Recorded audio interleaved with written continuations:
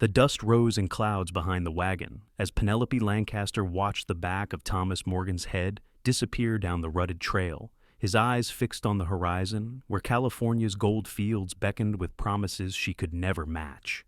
She stood in front of the weathered ranch house her father had built with his own hands 20 years ago in 1858, the same year she was born in this unforgiving stretch of Nevada territory near Carlin, and felt something inside her chest crack like dried earth in summer. The man she had loved since she was 16, the man who had courted her for 2 years and promised her the world, was leaving her standing in the dirt with nothing but a struggling cattle ranch and memories that already tasted bitter on her tongue.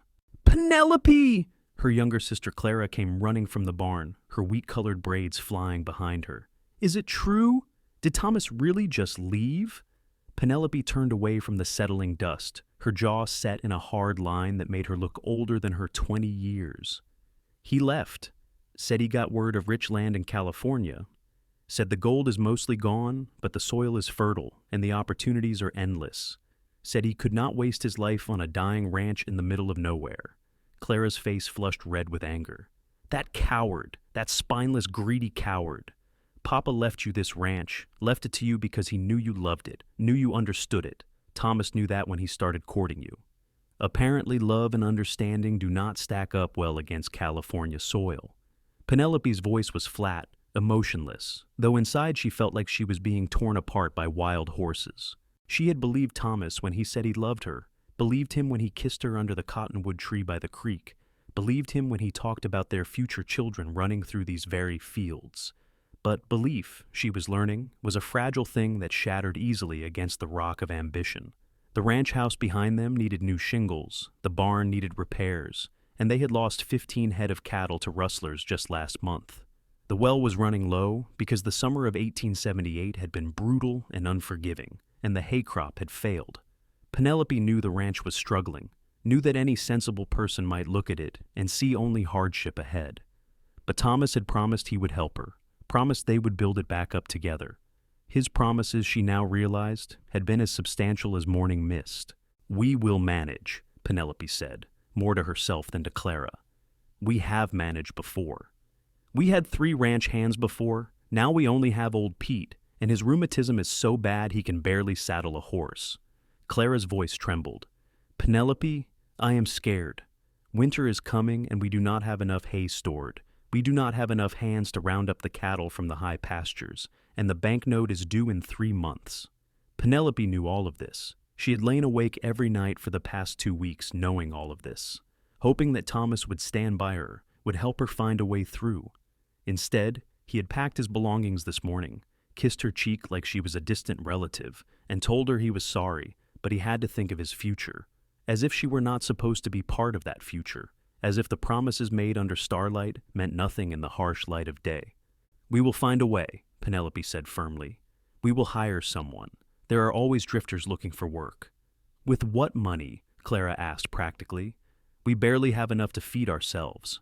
Penelope did not have an answer for that. She walked toward the barn, needing to move, needing to do something with her hands before the despair swallowed her whole. The barn was dim and smelled of hay and horse sweat, familiar smells that usually comforted her. Today they just reminded her of everything that was falling apart. Old Pete was in the back stall, slowly brushing down their mare, Daisy. He looked up when Penelope entered, his weathered face creasing with sympathy. "Saw that Morgan fellow leave. Good riddance, if you ask me." "I did not ask you," Penelope said, but there was no heat in her words. Pete had worked for her father since before she was born, and he was more family than employee. "But I appreciate the sentiment." "Never liked him," Pete continued, his gnarled hands working the brush in slow circles. "Too much ambition and not enough backbone. Your daddy would have seen through him in a heartbeat." Penelope felt tears prick her eyes at the mention of her father. Jonathan Lancaster had died 18 months ago, thrown from a horse that had been spooked by a rattlesnake. Her mother had passed when Penelope was just 12, taken by fever during a particularly harsh winter. The ranch was all she had left of them, all she had left of the family that had carved a life out of this harsh land. She would not lose it. She could not lose it. "Pete, do you know anyone looking for work? Someone good with cattle, good with horses, someone who knows ranching?" Pete was quiet for a long moment. his brush stilling on Daisy's flank. "Might know someone," he said finally. "Fellow came through town last week. Was asking about work at the saloon. Name of Nathaniel Zimmerman. Good man from what I hear. Worked ranches all through Montana and Wyoming. Got a reputation as a hard worker, fair fighter, and honest as the day is long. Why is he looking for work here? Why did he leave Montana?" Penelope was suspicious of drifters, of men who could not seem to settle anywhere. The West was full of men running from something, and she had no desire to hire someone's problems along with their labor. Heard his family's ranch was bought out by one of those big Eastern cattle companies. They offered him work as a regular hand, but he did not want to work for wages on land his family had owned for 20 years. Got his pride, I suppose. Pete resumed brushing, the rhythmic motion soothing. Could not say for certain if he is still in town, but might be worth asking at the saloon. Penelope nodded slowly.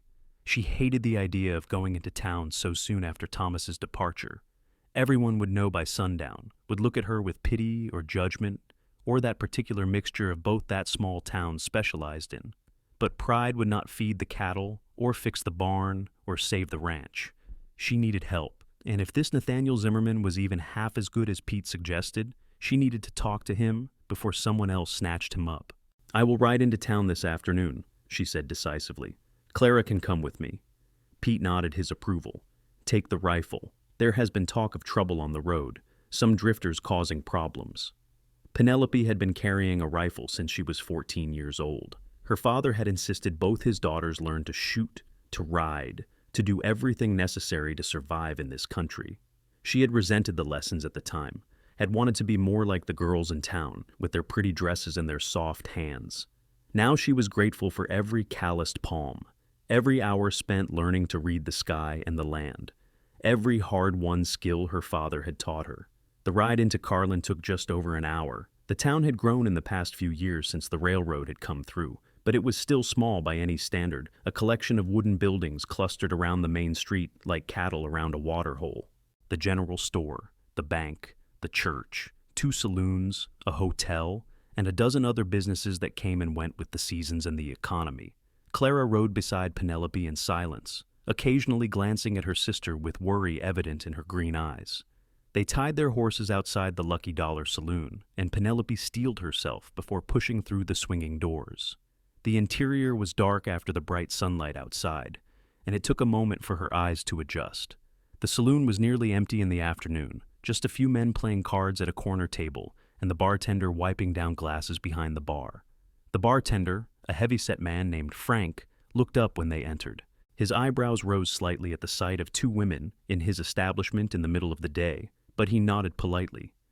"Miss Lancaster, Miss Clara, what can I do for you?" "I am looking for a man named Nathaniel Zimmerman," Penelope said directly, approaching the bar. "I heard he might be in town looking for work." Frank's expression shifted to something that might have been amusement. "Zimmerman? Yeah, he is staying at the hotel.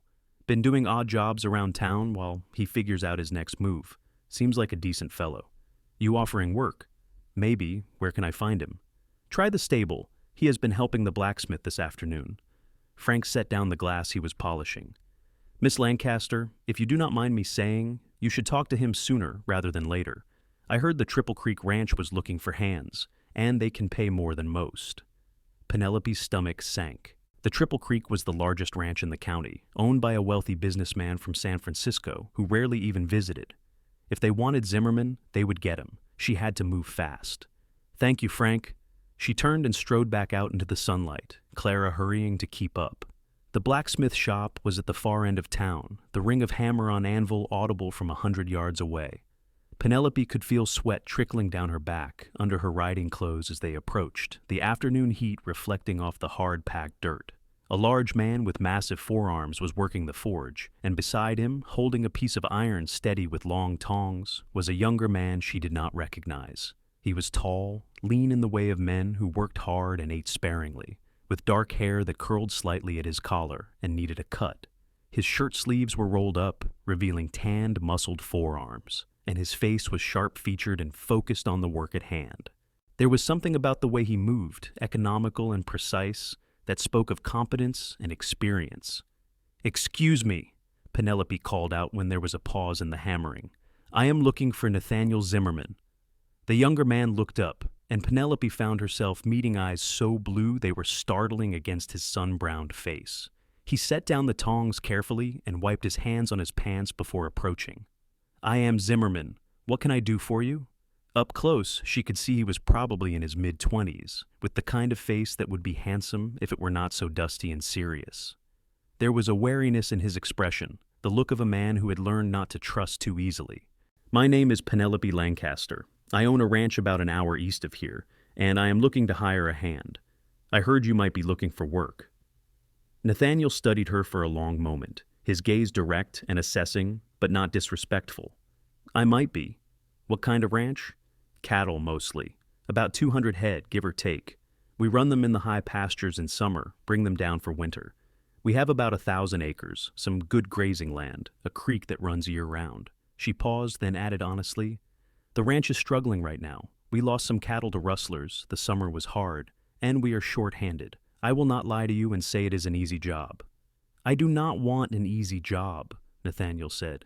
"Easy jobs do not teach you anything. What are you paying?" This was the hard part. Penelope took a breath. $30 a month, plus room and board. I know that is less than some of the bigger ranches pay, but the food is good and the work is honest. And if we can turn things around, if we can make the ranch profitable again, I will give you a share of the profits." Nathaniel's eyebrows rose slightly. "A share of the profits? That is unusual." "I do not have much money right now," Penelope said bluntly, "but I do have land and cattle and a willingness to work harder than anyone I know. If you help me save this ranch, you will be part of that success. I believe in rewarding loyalty." Something flickered across Nathaniel's face, an emotion too quick to identify. "When would you need me to start?" "Tomorrow, if possible. We need to start bringing the cattle down from the high pastures before the weather turns, and with only one other hand, we are in trouble." Nathaniel looked at the blacksmith, who had been listening to the conversation with undisguised interest. "Tom, I appreciate the work, but I think I need to take this offer." The blacksmith nodded. "You do what you need to do, Zimmerman. You have been a good help this week. If things do not work out, you can always come back." Nathaniel turned back to Penelope. "I will take the job, Miss Lancaster. I will ride out to your ranch first thing tomorrow morning." Relief washed over Penelope so strongly she felt dizzy for a moment. "Thank you. The ranch is called the Broken Creek Ranch. Anyone in town can give you directions." She hesitated, then added, "I should tell you, I just lost my last hand. He decided to head to California for better opportunities. Some people think the ranch is not worth saving." Nathaniel's blue eyes held hers steadily. "Then they do not know much about ranching. The best land is not always the easiest land. Sometimes you have to fight for what is worth having." He paused, then added quietly, "I will see you tomorrow, Miss Lancaster."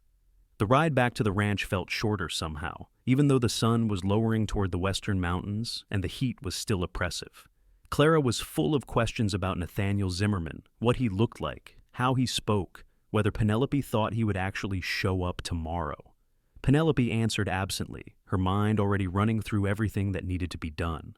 If Zimmerman was as good as Pete suggested, they might actually have a chance at bringing in the herd before winter. If they could bring in the herd, they could sell enough cattle to pay the banknote. If they could pay the banknote, the ranch would survive another year. It was a long chain of ifs, but it was more hope than she had felt in weeks. Thomas Morgan's departure had felt like the end of the world this morning. Now, riding across land her father had loved and fought for, land that was in her blood and bones, Penelope felt something shift inside her. Maybe Thomas leaving was not the end. Maybe it was just the beginning of something different, something she had to build on her own terms rather than relying on promises that crumbled like old adobe. The sun was setting when they reached the ranch, painting the sky in shades of orange and purple that took Penelope's breath away despite her exhaustion. Clara went to tend to the horses while Penelope stood for a moment in the yard, looking at the house that needed repairs, the barn that listed slightly to one side, the fences that required mending. It all seemed overwhelming, impossible. But her father had started with nothing but determination and a wagon full of supplies. She had more than that. She had the land, the knowledge he had taught her, and now she had help coming. She went inside and started preparing dinner, her hands moving through familiar tasks while her mind wandered. What kind of man was Nathaniel Zimmerman? Would he be reliable? Would he truly stay? Or would he leave like Thomas at the first sign of difficulty? She told herself it did not matter as long as he helped her save the herd.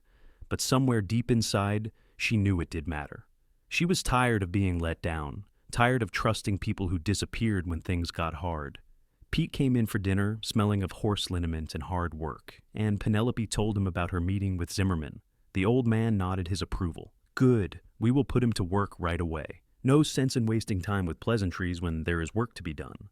That night, Penelope lay in bed, listening to the wind whistle through the gaps in the walls, thinking about everything that had changed in a single day. This morning she had expected to be planning a wedding by now, expected to be sharing the burden of the ranch with a husband. Instead, she was hiring a stranger and hoping he would not turn out to be another disappointment. The irony was not lost on her. Sleep came slowly, and when it finally did, she dreamed of her father teaching her to rope cattle, his patient voice explaining how to read an animal's movements, how to anticipate rather than react.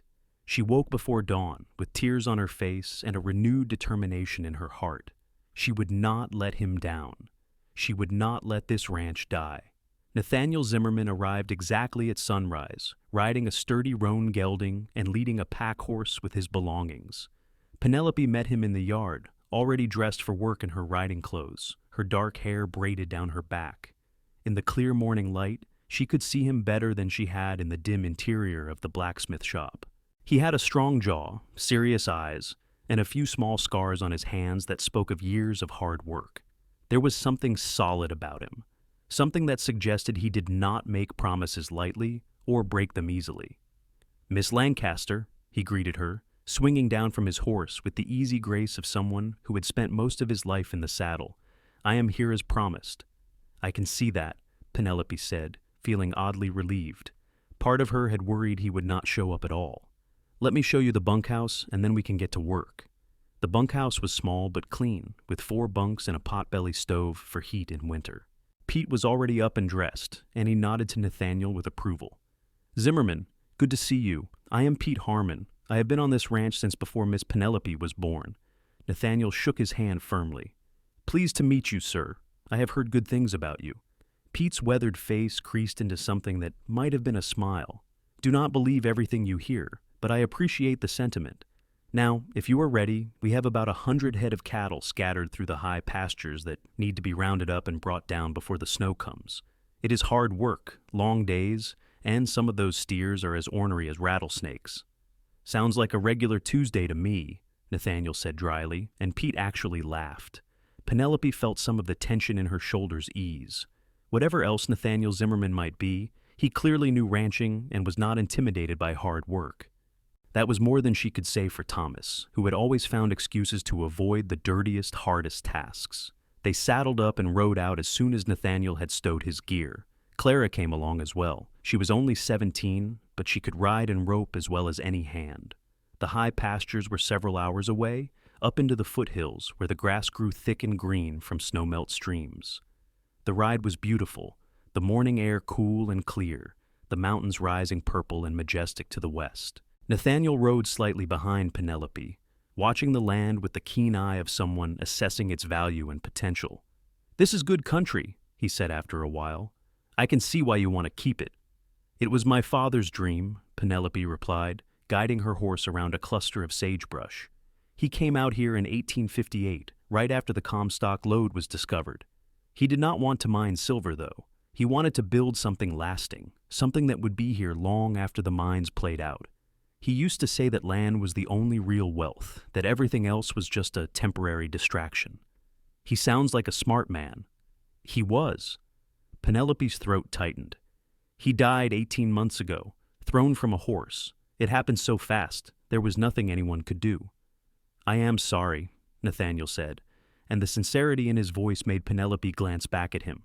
His blue eyes were soft with genuine sympathy, and she looked away quickly, not wanting to break down in front of this stranger.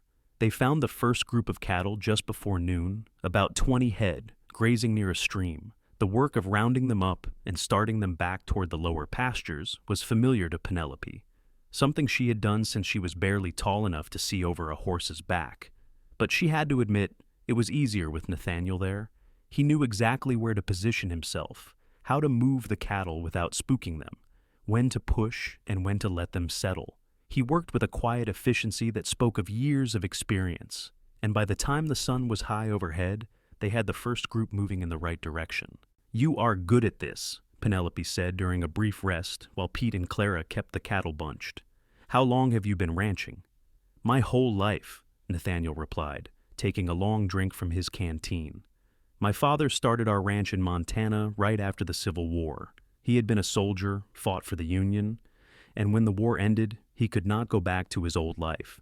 He wanted space, wanted to be as far from civilization as he could get. So he took my mother west, and they built a ranch from nothing." "What happened to it?" Nathaniel's jaw tightened. "Eastern investors bought up most of the land in our valley. They offered my father a good price, more money than the ranch would make in 10 years. He was getting old, tired. He sold.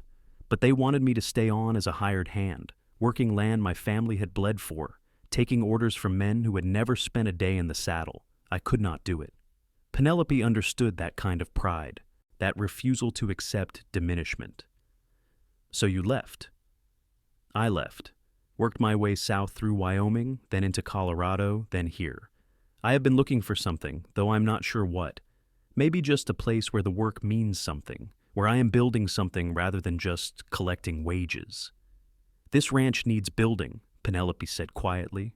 "Or rebuilding, more accurately. If you stay, if you help me make this work, you will be building something real. I promise you that." Nathaniel met her eyes, and something passed between them, an understanding that did not need words. "Then I guess I am in the right place." They worked until sunset, managing to round up nearly 40 head of cattle before making camp for the night. Pete built a small fire, and Penelope cooked beans and bacon in a cast-iron skillet, the simple food tasting better than any fancy meal after a long day's work. They ate in comfortable silence, too tired for much conversation, and then rolled out their bedrolls under the stars. Penelope lay awake for a while, listening to the sound of the cattle settling for the night, the occasional call of a coyote in the distance, the gentle snoring of Pete nearby. She found herself thinking about Nathaniel Zimmerman, about the way he had worked without complaint all day, the way he had understood exactly what she was trying to do without her having to explain it. Thomas had never understood, had always seen the ranch as something to be endured rather than embraced. But Nathaniel, she thought he might understand. He might actually see what she saw when she looked at this land. The next 3 days followed the same pattern: rise before dawn, ride into the high country, round up cattle, drive them down to lower pastures. It was exhausting work, made harder by the summer heat and the ornery nature of some of the steers. But slowly, steadily, they made progress. Nathaniel proved to be everything Pete had promised and more. He was tireless, skilled, and unfailingly good-humored, even when things went wrong. On the 4th day, they had a problem. One of the largest steers, a mean-tempered beast with horns that could gore a horse, broke away from the herd and headed back up into the rocks. Nathaniel went after him without hesitation, his roan picking its way over treacherous ground with the sure-footedness of a mountain goat. Penelope watched with her heart in her throat as Nathaniel got his rope on the steer and then had to fight to keep from being dragged off his horse. It took 10 minutes of hard struggle, but eventually he got the steer turned and heading back toward the herd. When he rode back, his shirt was soaked with sweat and there was a cut on his cheek where a branch had whipped back and caught him. But he was grinning. "That was almost fun," he said breathlessly. "You could have been killed," Penelope said, surprising herself with the vehemence in her voice. "That steer could have turned on you, could have gored your horse." Nathaniel's grin faded, replaced by a more serious expression. "But he did not. And now we have him with the herd instead of losing him. That is what matters." "What matters is that you are safe," Penelope said, then felt her face flush at how that sounded. "I mean, I cannot afford to lose another hand. I need you here, working."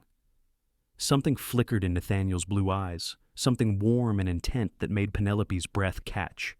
"Good to know I am needed," he said quietly.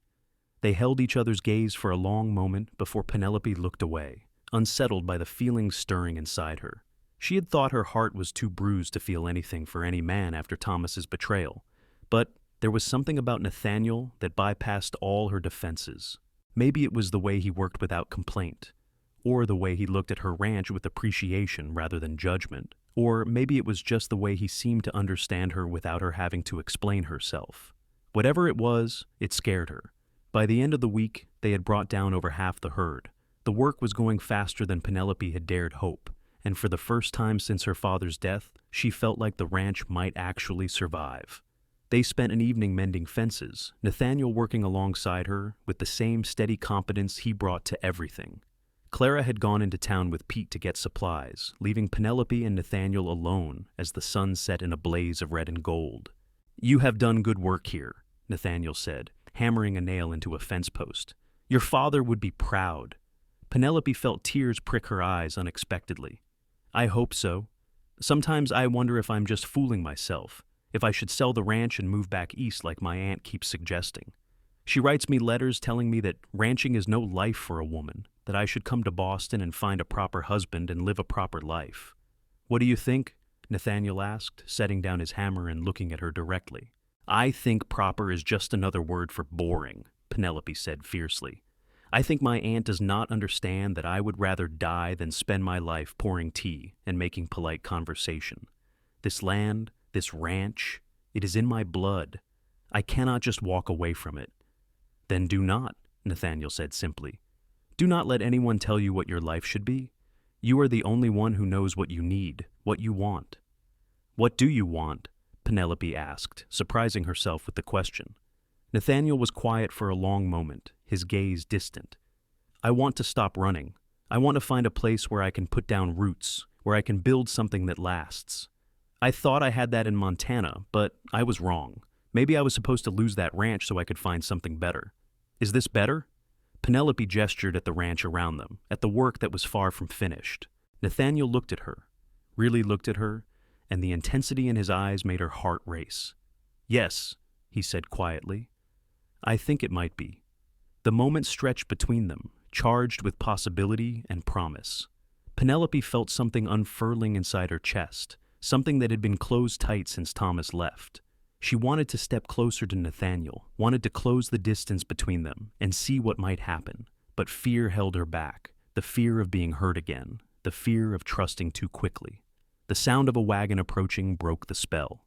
Clara and Pete were returning from town, and Penelope stepped back quickly, suddenly aware of how close she and Nathaniel had been standing. She busied herself with gathering the tools, not trusting herself to look at him again. That night at dinner, Clara was full of news from town. "Everyone is talking about how you hired Nathaniel," she said, her eyes bright with mischief. "Apparently, the Triple Creek Ranch was going to offer him a job, but he had already committed to us. Mr. Henderson was not happy about it." "Henderson can afford to be unhappy," Pete said gruffly. "He has more hands than he knows what to do with. We actually needed the help." "There is also news about Thomas," Clara continued, her expression sobering. "He made it as far as Salt Lake City, and then apparently got into a poker game. Lost most of his traveling money. Last anyone heard, he was working as a store clerk, trying to earn enough to continue to California." Penelope should have felt something at that news, satisfaction or pity or vindication. Instead, she felt nothing. Thomas was already fading in her memory, becoming just another mistake rather than a heartbreak. She glanced across the table at Nathaniel, who was eating quietly, and felt her pulse quicken. He was solid where Thomas had been uncertain, steadfast where Thomas had been fickle. He was the kind of man her father would have respected, the kind of man who kept his word. The next 2 weeks passed in a blur of hard work. They finished bringing the cattle down from the high pastures and started the work of repairing fences, mending tack, and preparing the ranch for winter. Nathaniel worked from before sunrise to well after dark, never complaining, never shirking. Penelope found herself watching him more than she should, noticing the way his shoulders moved under his shirt when he swung an axe, the way he smiled at Clara's jokes, the way he was always patient with Pete, even when the old man's rheumatism made him slow. She also noticed the way Nathaniel looked at her when he thought she was not paying attention. There was something in his gaze that made her skin feel warm, something that suggested he was thinking about her in ways that had nothing to do with ranching or cattle or business. The tension between them grew daily, a current of attraction that neither of them acknowledged but both felt acutely. One evening, after a particularly long day of moving cattle, Penelope went down to the creek to wash up. The water was cold and clear, fed by mountain streams, and she knelt on the bank and splashed it over her face and arms, reveling in the simple pleasure of being clean. She did not hear Nathaniel approach until he spoke. "I hope I am not intruding." Penelope straightened quickly, water dripping from her face. Nathaniel stood a respectful distance away, his hat in his hands, his expression uncertain. "I just wanted to tell you something," he continued. "I have been here for 3 weeks now, and I want you to know that I am not leaving. I know you have had people leave, people who made promises they did not keep. But I am making you a promise right now, and I intend to keep it. I am staying on this ranch as long as you will have me." Penelope's throat tightened with emotion. "Why?" she asked, her voice barely above a whisper. "Why would you promise that? You barely know me, barely know this place." Nathaniel stepped closer, and in the fading light, his eyes were dark and serious. "I know enough. I know you are the hardest working person I have ever met. I know you love this land with everything you have. I know you could have given up a dozen times, but you did not. And I know that working beside you these past weeks has meant more to me than all the years I spent on my family's ranch." He paused, then added softly, "I know that when I look at you, I see everything I have been searching for." Penelope's heart was pounding so hard she thought he must be able to hear it. "Nathaniel, I cannot do this again. I cannot trust someone and then watch them leave. It would destroy me." "Then it is a good thing I am not going anywhere," Nathaniel said. He reached out slowly, giving her time to step back if she wanted, and touched her face gently. His hand was rough with calluses, warm against her skin. "Your former beau left you for richer land. He was a fool. I would stay on yours forever if you would let me." The words broke something open inside Penelope, some dam that had been holding back all the emotion she had been afraid to feel. She closed the distance between them and kissed him, putting all her fear and hope and longing into that single contact. Nathaniel's arms came around her, strong and sure, and he kissed her back with a tenderness that made tears spring to her eyes. When they finally broke apart, both breathing hard, Nathaniel rested his forehead against hers. "I have wanted to do that since the day I met you in the blacksmith shop," he admitted. "I have wanted you to do that since you came back with that ornery steer," Penelope said, and they both laughed, the sound breaking the tension and replacing it with something lighter, sweeter. They walked back to the ranch house hand in hand, not talking, just being together in the gathering darkness. When they reached the yard, Nathaniel kissed her once more, gently, reverently. "I should let you get some rest," he said. "Tomorrow is another long day." "They are all long days," Penelope said, but she was smiling. "Nathaniel, I am scared. I am scared of feeling this much, of trusting this much." "I am scared too," he admitted, "but I think the best things in life are worth being scared for. You are worth being scared for." Penelope watched him walk to the bunkhouse, her heart so full it felt like it might burst. She went inside to find Clara waiting for her sister's face alight with curiosity. "Well?" Clara demanded. "What happened down at the creek? You two were gone for a long time."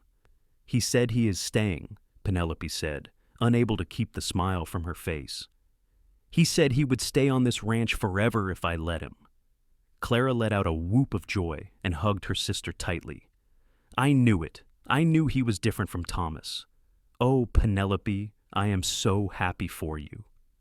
That night, Penelope slept better than she had in months. She dreamed of the ranch thriving, of cattle filling the pastures, of a future that included Nathaniel by her side. When she woke to the pre-dawn darkness, she was still smiling. The following weeks transformed from mere survival into something that felt like truly living. The work was still hard, the days still long, but now there was joy woven through it all. Penelope and Nathaniel worked side by side every day, and though they kept their growing relationship quiet out of respect for propriety, the connection between them was obvious to anyone who cared to look.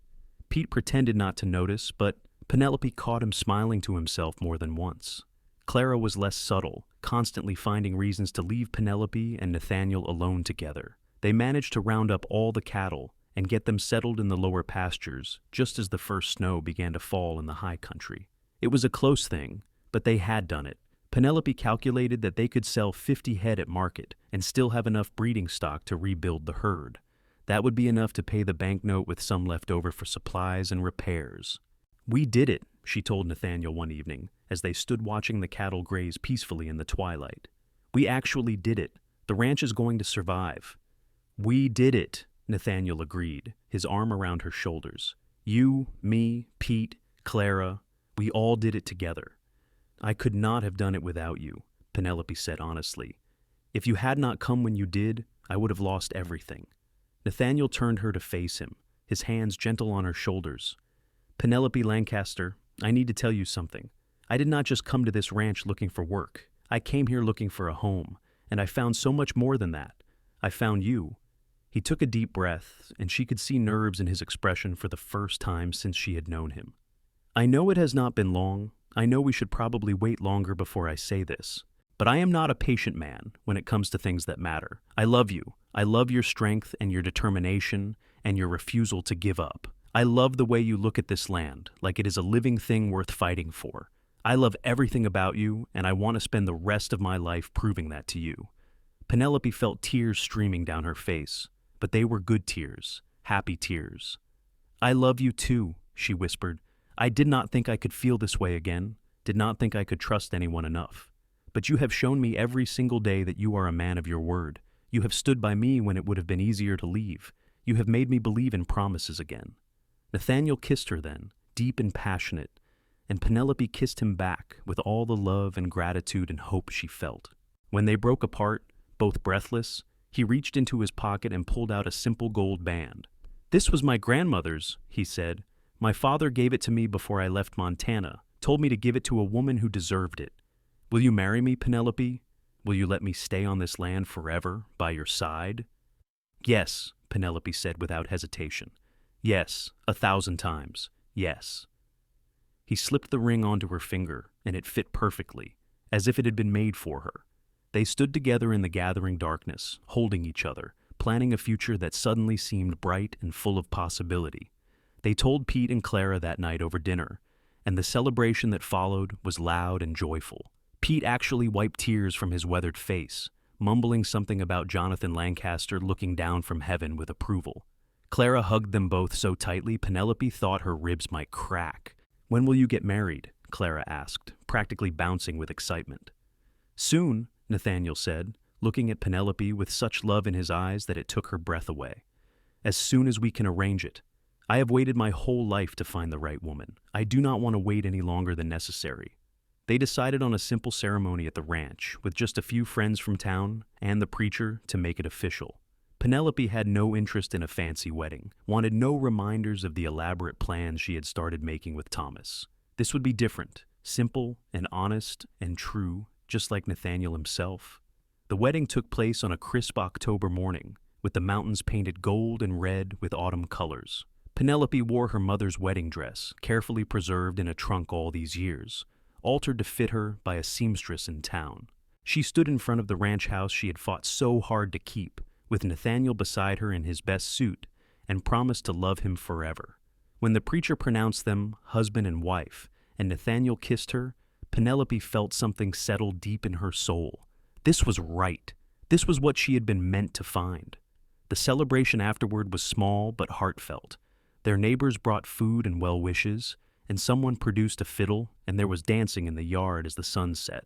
Penelope danced with her new husband, with Pete, with Clara, feeling happier than she had ever been. This ranch, this life, this man, they were all hers, earned through hard work and determination and refusing to give up.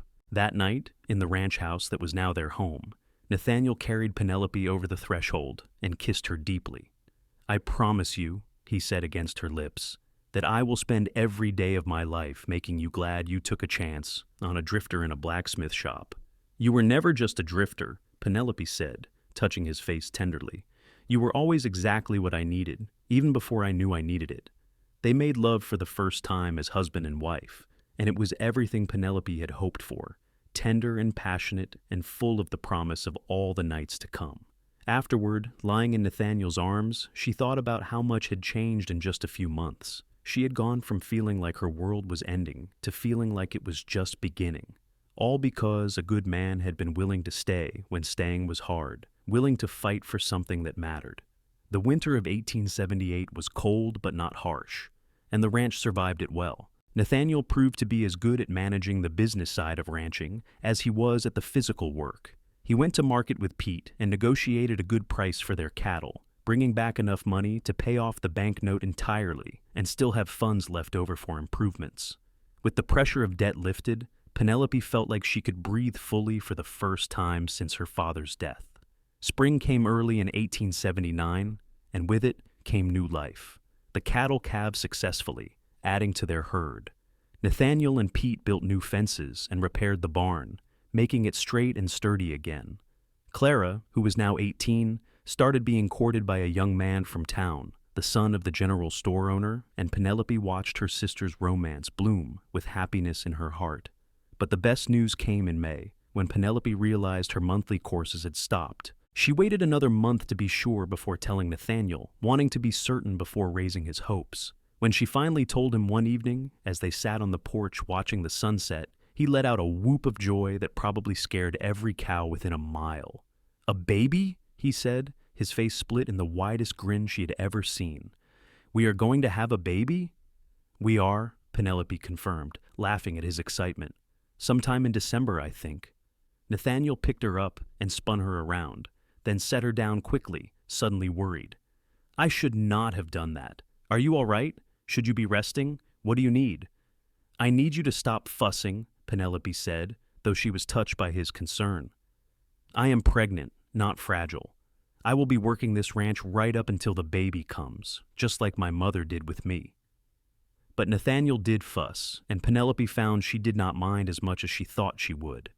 He insisted on taking over the heaviest work, on making sure she ate enough, on worrying constantly about her health. It was endearing in its way, this evidence of how much he cared. The pregnancy progressed well through the summer and into the fall. As Penelope's belly grew, she found herself thinking about her mother, wishing she could be there to offer advice and comfort. But she had Nathaniel, steady and loving, and increasingly excited about becoming a father. She had Pete, who had delivered more calves than he could count, and assured her that human babies could not be much different. And she had Clara, who was planning to marry her beau in the spring, and who spent hours speculating about whether the baby would be a boy or a girl. The baby came on a snowy night in early December, 3 weeks earlier than expected. The labor was long and hard, and there were moments when Penelope was certain she could not endure another minute. But Nathaniel was there, holding her hand, whispering encouragement, being the rock she needed. And when she finally heard the thin, angry cry of her newborn, she burst into tears of relief and joy. "It is a boy," the midwife announced, placing the tiny red-faced baby in Penelope's arms. "A healthy, strong boy." Penelope looked down at her son, at his tiny, perfect fingers and the shock of dark hair on his head, and fell instantly, completely in love. She looked up at Nathaniel, who was staring at the baby with such wonder on his face that it made her heart ache. "We have a son," she said softly. Nathaniel touched the baby's cheek with one gentle finger, and their son turned toward the touch instinctively. "He is perfect," Nathaniel whispered. "Just perfect. What should we name him?" They had discussed names throughout the pregnancy, but had not been able to agree on anything. Now, looking at her son, Penelope knew exactly what his name should be. "Jonathan," she said, "after my father, Jonathan Zimmerman." Tears filled Nathaniel's eyes. "That is perfect. Your father would be so proud of you, Penelope, of everything you have accomplished, everything you have built.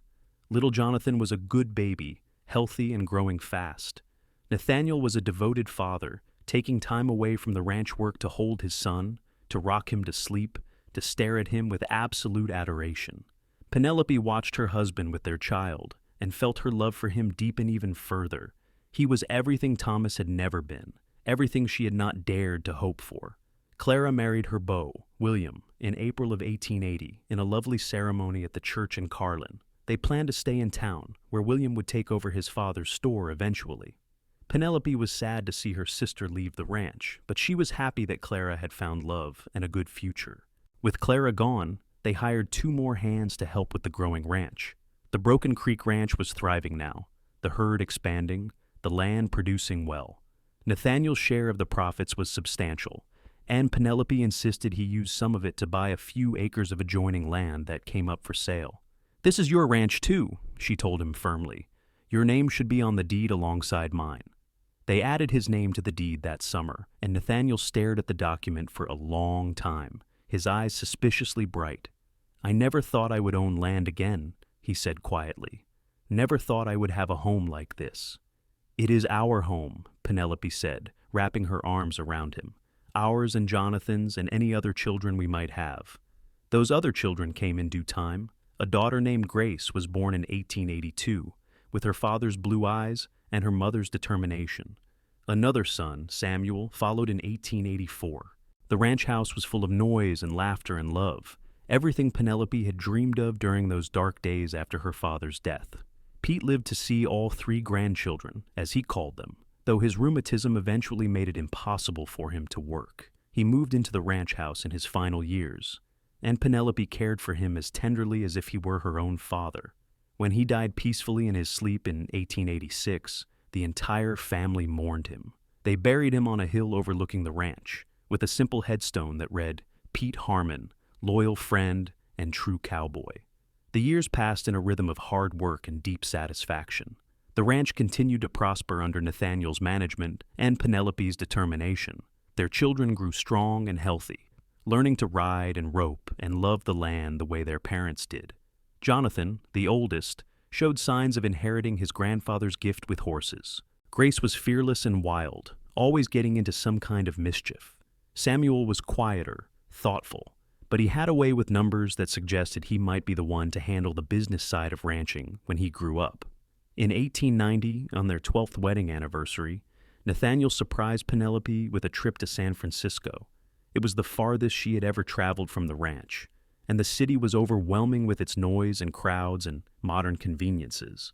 But it was also exciting, a glimpse into a world very different from their own.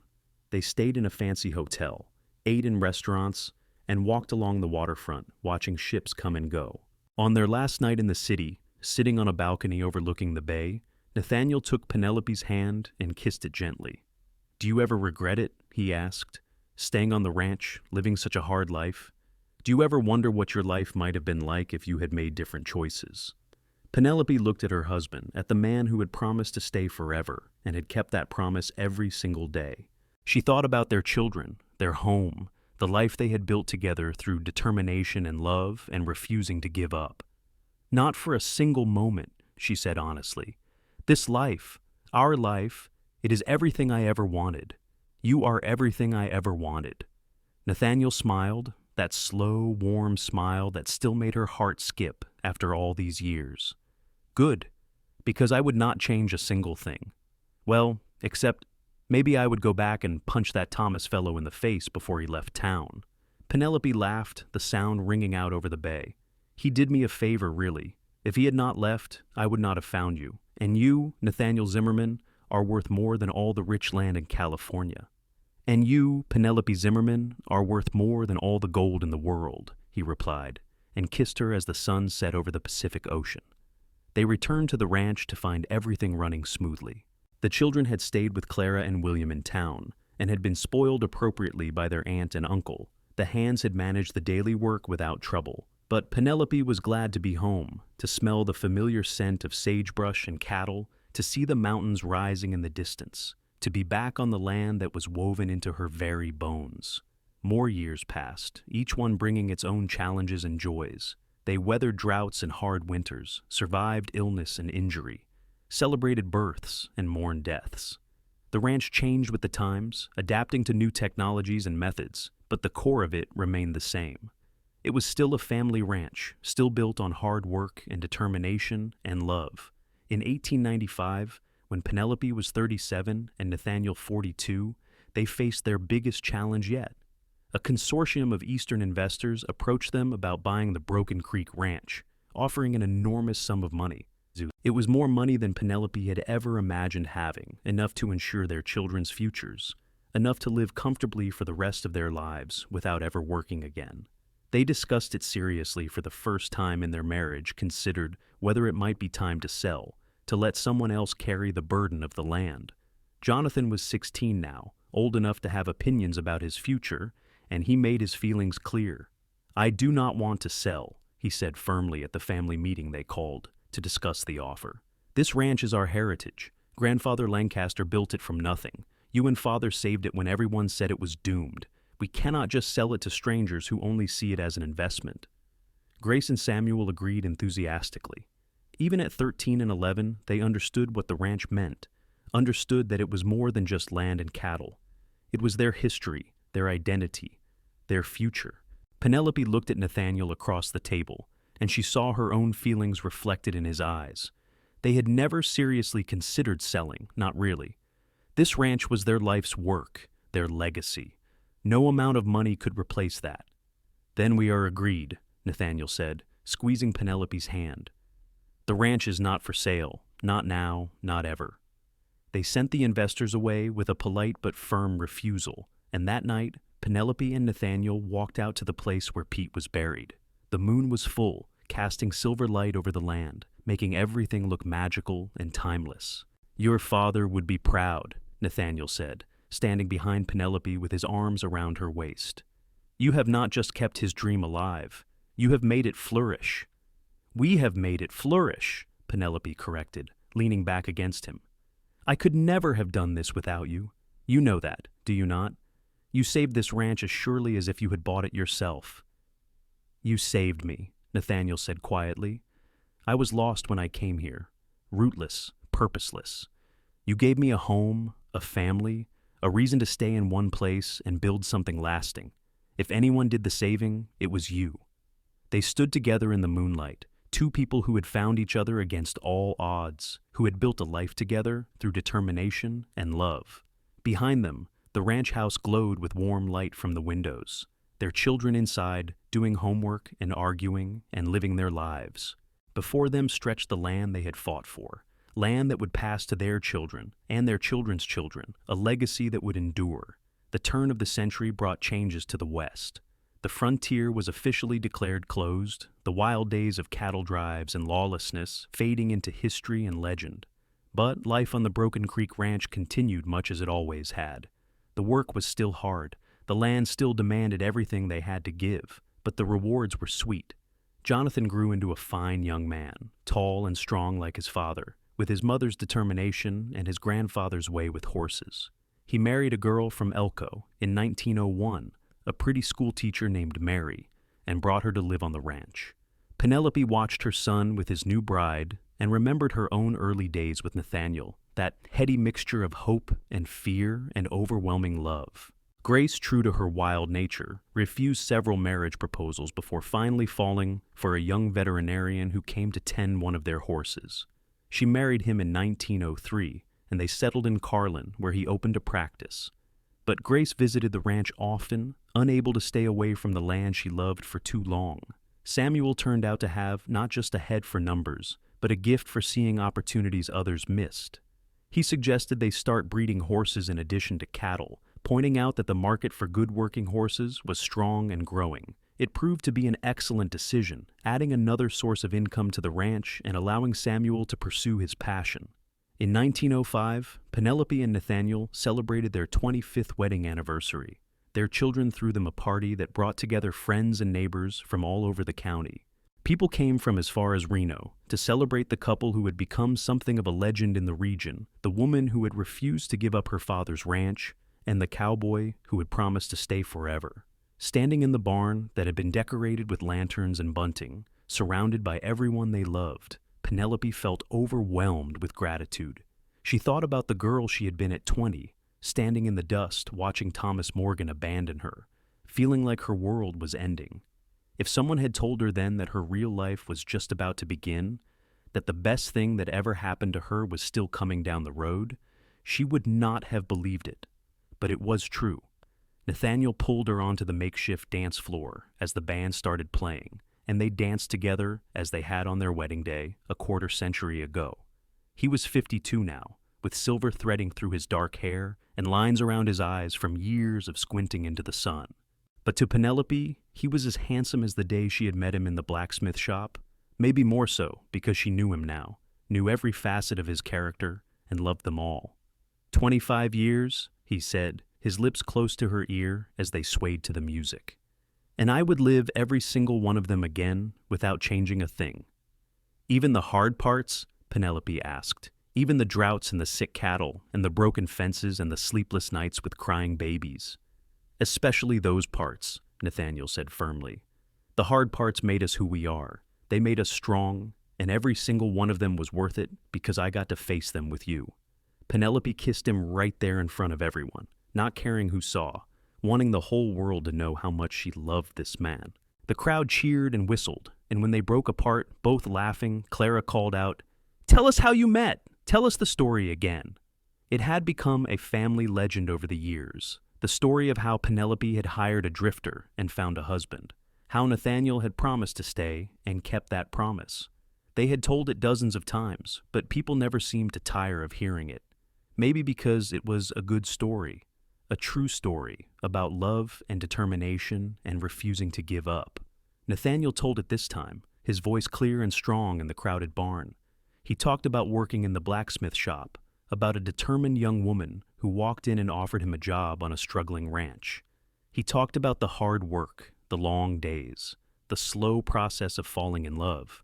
And then he got to the part that always made Penelope's eyes fill with tears.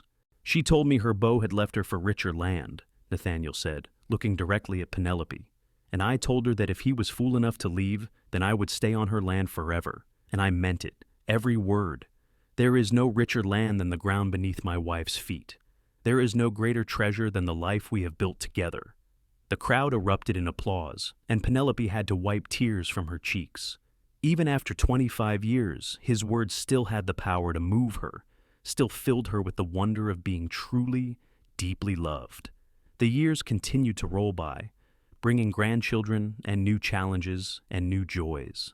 Penelope's hair turned gray, then white. Nathaniel's hands became gnarled with arthritis, though he never complained. They worked less as they aged, gradually turning over the day-to-day management of the ranch to Jonathan and Samuel, but they never fully retired. The ranch was too much a part of them to ever truly step away from it. In 1915, when Penelope was 57 and Nathaniel 62, they sat on the porch on a warm summer evening, watching their grandchildren play in the yard. There were 5 of them now, ranging in age from 3 to 12, and their laughter filled the air like music.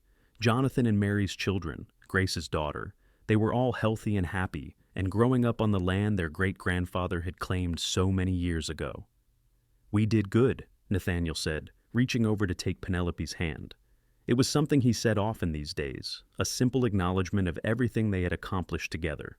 "We did very good," Penelope agreed, squeezing his fingers gently. Her hands were as gnarled as his now, marked by decades of hard work, but she wore the signs of her labor with pride. "Do you remember that first night I was here?" Nathaniel asked.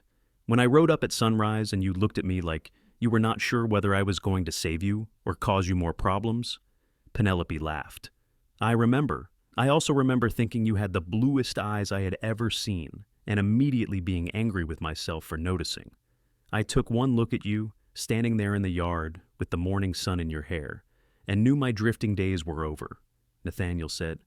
"I knew I had found what I had been looking for, even if it took me a while to admit it to myself." They sat in comfortable silence, watching the sun paint the mountains gold, listening to their grandchildren's shrieks of laughter. This, Penelope thought, was what happiness looked like.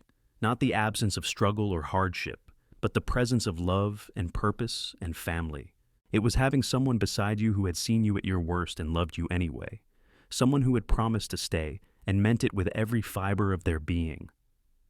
"Thank you," Penelope said suddenly, and Nathaniel turned to look at her in surprise. "For what?" "For staying, for keeping your promise, for being exactly who you said you would be." She smiled at him, this man who had been her partner and lover and best friend for 37 years. "Thomas leaving was the best thing that ever happened to me, because it brought me you." Nathaniel raised her hand to his lips and kissed it gently. "I am the one who should be thanking you. You gave a rootless drifter a home, a purpose, a life worth living. You gave me everything that matters." As the sun set behind the mountains, painting the sky in shades of purple and gold, Penelope felt a deep sense of peace settle over her. She had fought for this ranch, this life, these people she loved. She had refused to give up when giving up would have been easier. And her reward had been a life richer than she ever could have imagined, not in gold or silver or fertile soil, but in love and family and the satisfaction of work well done. The ranch would continue after they were gone, would pass to their children and grandchildren and beyond. But more than the land itself, they were leaving behind a legacy of determination and love, of keeping promises and staying when staying was hard. They were leaving behind the knowledge that the richest land was not always the easiest land, that sometimes the greatest treasures were found in the places that required you to fight for them. Nathaniel pulled her close, and Penelope rested her head on his shoulder, listening to his heartbeat, steady and strong even after all these years. The grandchildren's laughter floated on the evening breeze, and from the barn came the gentle sounds of horses settling for the night. This was home. This was everything. "I love you," Nathaniel murmured against her hair. "From that first day in the blacksmith shop to this moment and every moment until my last breath. I love you." "And I love you," Penelope replied, the words as true now as they had been the first time she said them. "My cowboy who stayed, my partner, my heart." They sat together as the stars began to appear, two people who had found each other when they needed it most, who had built something lasting through determination and faith and love. The ranch stretched out around them in the darkness, land they had fought for and won, land that would endure long after they were gone. And in that moment, with her husband's arms around her and the sounds of family filling the air, Penelope knew that she had everything she had ever wanted, everything she had ever needed. He had left her for richer land, that man who had not understood what true wealth looked like. But Nathaniel had stayed, had recognized that the richest land was not measured in gold or easy soil, but in love and loyalty and building something meaningful together. He had promised to stay on her land forever, and he had kept that promise every single day of their lives together. And that, Penelope thought as sleep began to claim her, was the truest kind of treasure, not the kind you found in the ground or inherited from ancestors, but the kind you built with your own hands and heart, the kind that lasted. The moon rose over the Broken Creek Ranch, casting silver light over the house and barn and pastures, over the graves on the hill where Jonathan Lancaster and Pete Harmon rested, over the land that had been claimed and fought for and loved. In the house, children slept peacefully, dreaming of horses and adventures. In the bunkhouse, ranch hands rested after a long day's work. And on the porch, two people who had promised to love each other forever sat wrapped in each other's arms, watching the stars wheel overhead, content in the knowledge that they had kept their promises, that they had built something that would endure. The story of the woman whose bow left her for richer land and the cowboy who promised to stay forever would be told and retold in the family for generations to come. It would become part of the ranch's history, part of its identity. Children would hear it and learn that true love meant keeping your word, that the greatest adventures were not always the easiest ones, that sometimes the best things in life required you to stay and fight rather than run towards something that seemed better. But for Penelope and Nathaniel, it was not a story. It was their life, every day of it, every moment. It was the choice to stay when leaving would have been easier, to build when destroying would have been faster, to love when protecting their hearts would have been safer. It was the recognition that richer land was not about soil or gold or opportunities, but about finding the place where you belonged, the person you belonged with, and refusing to let go. As the night deepened and the temperature dropped, they finally went inside, but not before Nathaniel turned to look out over the ranch one more time. "Best decision I ever made," he said quietly. "Coming here, staying here, loving you." Penelope smiled and took his hand, leading him inside to the warmth and safety of the home they had built together. "Best decision I ever made was giving you a chance," she replied, "and believing you when you said you would stay. In the morning, there would be work to do. There was always work to do on a ranch. But tonight, they had each other, and they had the satisfaction of a life well lived, promises kept, and love that had endured through everything the world had thrown at them. The cowboy had promised to stay on her land forever, and he had. And in doing so, he had given them both something far more valuable than any rich soil could ever provide, a love that lasted, a partnership that endured, and a legacy that would continue long after they were gone. The Broken Creek Ranch stood as a testament to what could be built when two people refused to give up, when they chose to stay and fight together rather than run separately. It stood as proof that the richest land was not always the easiest land, and that sometimes the greatest treasures were the ones you had to fight to keep. And as Penelope fell asleep that night in her husband's arms, in the house her father had built and she had saved, surrounded by the family they had created together, she knew with absolute certainty that every struggle, every hardship, every moment of doubt had been worth it, because she had him and he had her, and together they had built something that would last forever,